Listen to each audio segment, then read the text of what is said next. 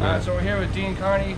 We're at Formula Drift in Wall, New Jersey. So, how's it going? Not too bad, man. Not too bad. We just had a busy and kind of stressful day for Thursday practice, but the last lap we kind of all came together in the car and it's ready on the money for tomorrow. So we've seen you made a lot of changes. You want to talk about some of the changes and difficulties you had today on the track? Yeah, so this is the first year that we've had this exact chassis at this track, so it's a very different car actually with the power plant than our 001 car. So trying to figure out like the gear and the timing, gear and the final drive, the suspension, the rebound, everything that goes with it. So it probably took us 5 or 6 laps to get to a place that we were happy enough with before we could start actually dialing in the qualifying setup in the car. What are some of the changes that you made? Well, we're obviously changing hoe and alignment and squat, and changed our final gear and the differential probably 3 times, just trying to get it perfect and stuff. Alright. You said you've been coming here for a long time, right? Yeah, this is I think my 9th year in Jersey. Yeah, so it's definitely been a minute. And you came from Ireland? Yeah, I come from the south of Ireland, a place called Waterford. Did you grow up there? Or? Yeah, that's where I was actually just home last week actually.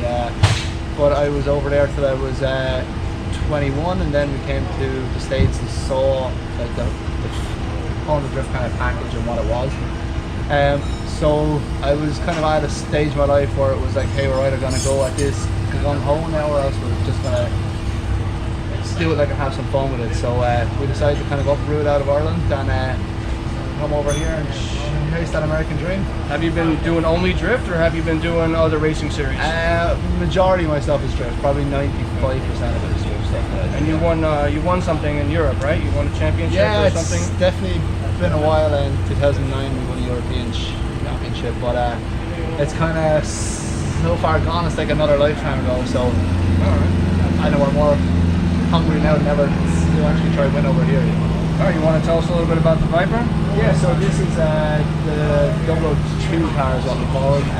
Because you had a different one. Yeah, we drove for Factory Dodge team in 2011 and 12, and then that team obviously went away. We got out of drift and that kind of stuff, and we started off with a chassis that we bought ourselves, and we built it ourselves and kind of developed it along from 2013 up until the end of 17, and figured out what was good about the chassis and what were the flaws, and we put all of our knowledge from what we had picked up over the 5 or 6 years into actually building a new car from scratch and doing it all right. So that's where this car came from, but this car is a twin Garrett. Yeah, twin Garrett.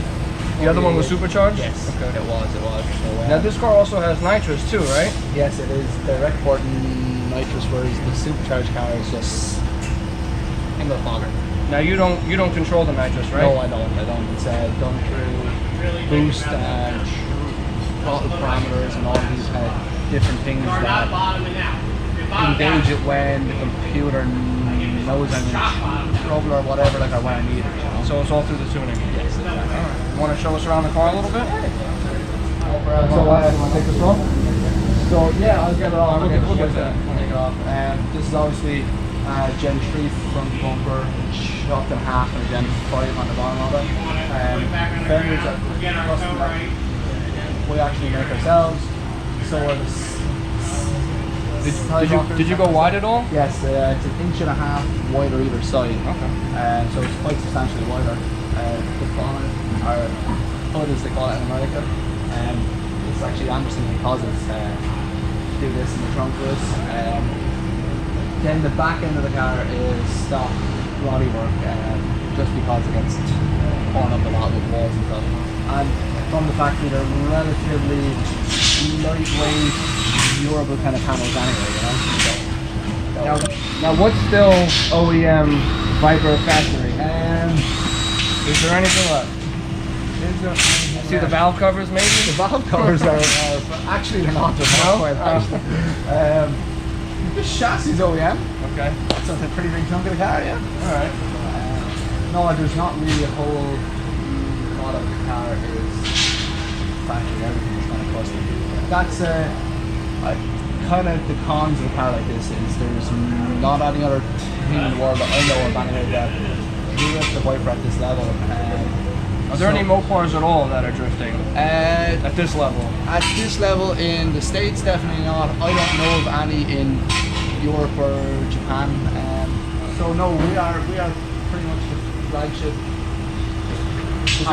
Is there any specific reason that you went with a Viper over something more traditional? So it's kind of a funny story. When I was 8 years old, I was on the way back from vacation with my dad actually, and we're coming into our homes maybe in Waterford, and it's like 2 AM in the morning. I was in the back seat almost asleep, and he stops up on the car and he turns around and he goes back into this dealership and he goes, "Hey man, I want to show you something cool." So I was a car dork like all my life, like since I was that high I always had like Pinkies and iron cast cars and stuff. And we got out of the car and there was a Generation 2 Viper that kind of showroom on a turntable, and I just was mesmerised with it. I was like, that's the one that everyone the shape had of it. Yeah. The 97 GTS blue and white was the one. No, it was red actually. Red? Yeah. Okay. So that was kind of where the infatuation kind of started off, I suppose. And from there, I've always kind of had a love for him. But then my kind of favourite driver, I suppose, at the time in the US was a guy called Kearney, who won 2 championships in FD with a Viper.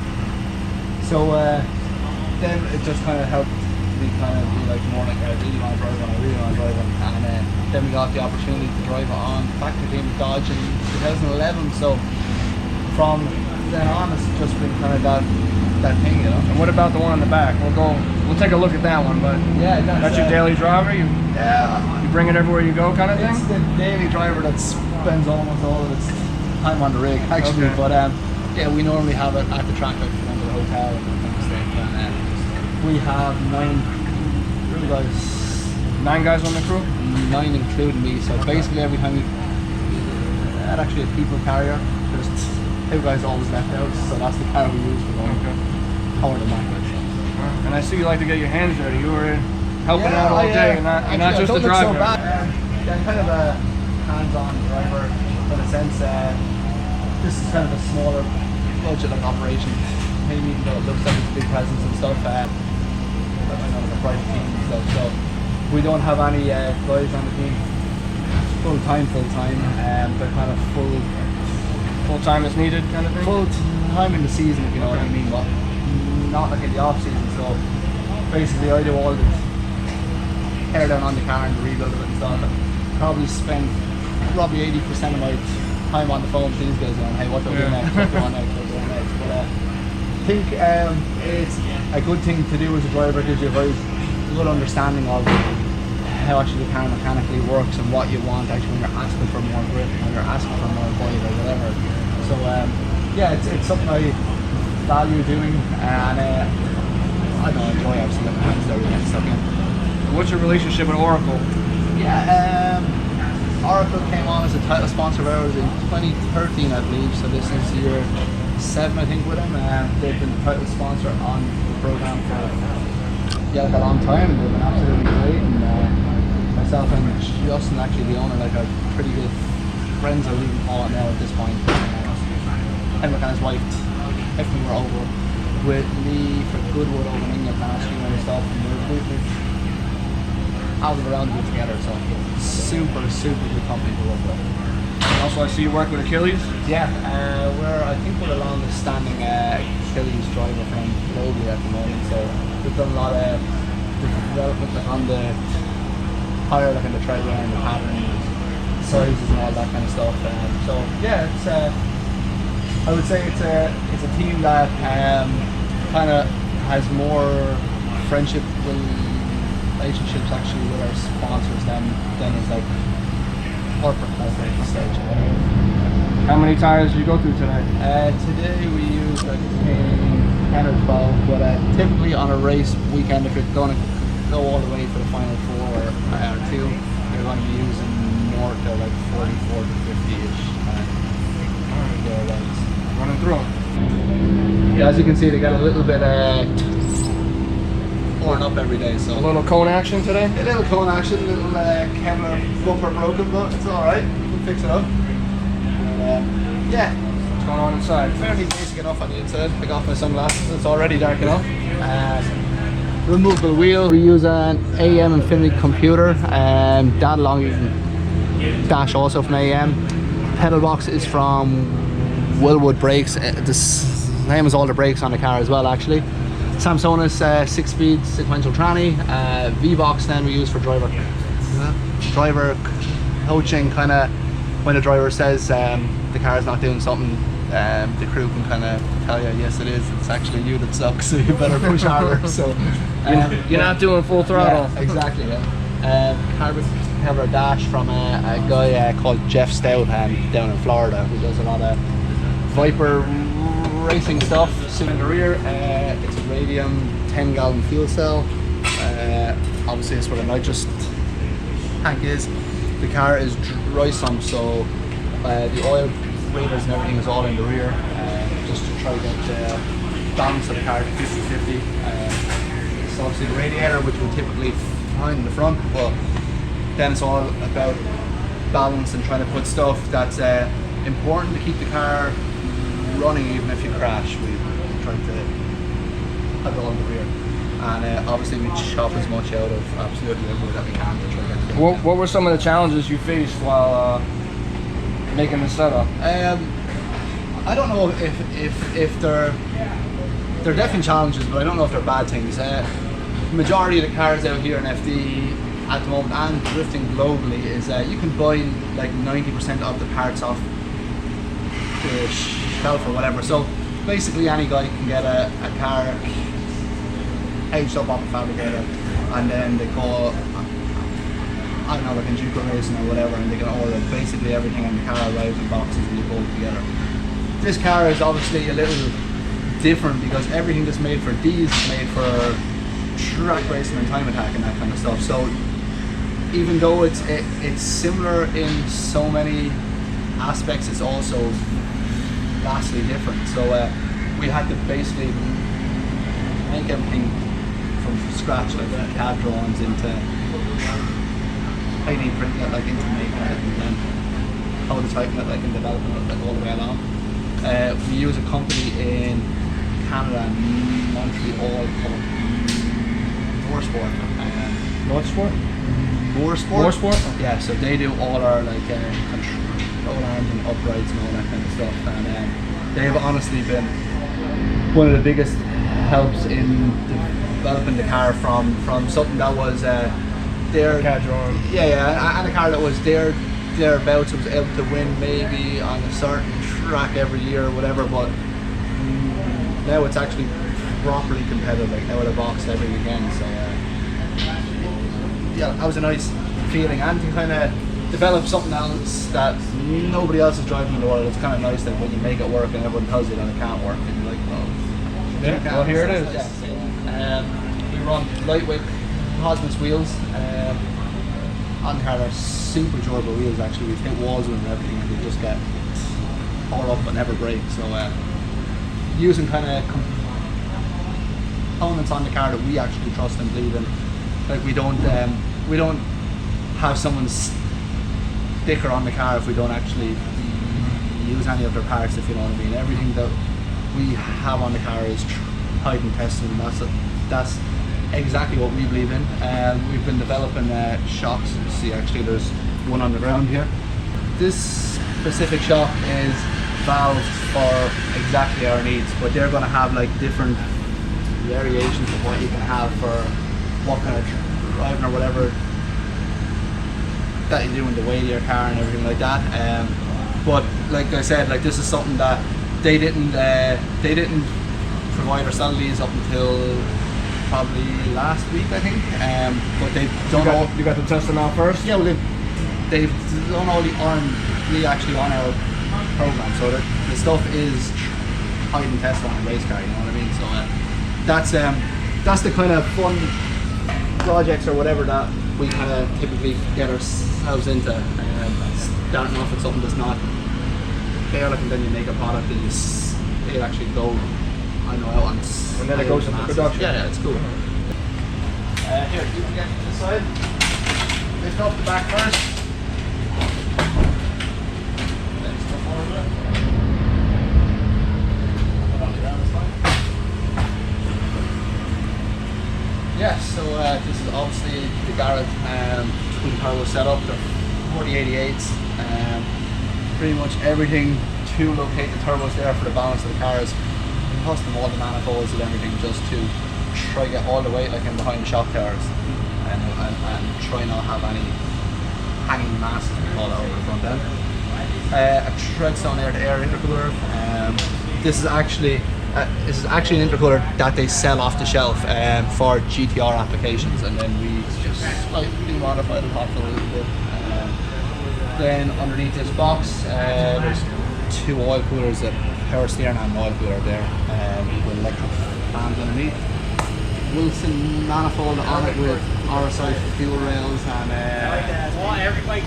ID injectors. You can see it's direct port nitrous. Every port has its own sucking feed. So, and kind of if you get a close up in here, you can see some of the engineering that we had to do with Motorsport to develop actually what we need as a drift car. But I would say the cool thing about these uprights is we built them with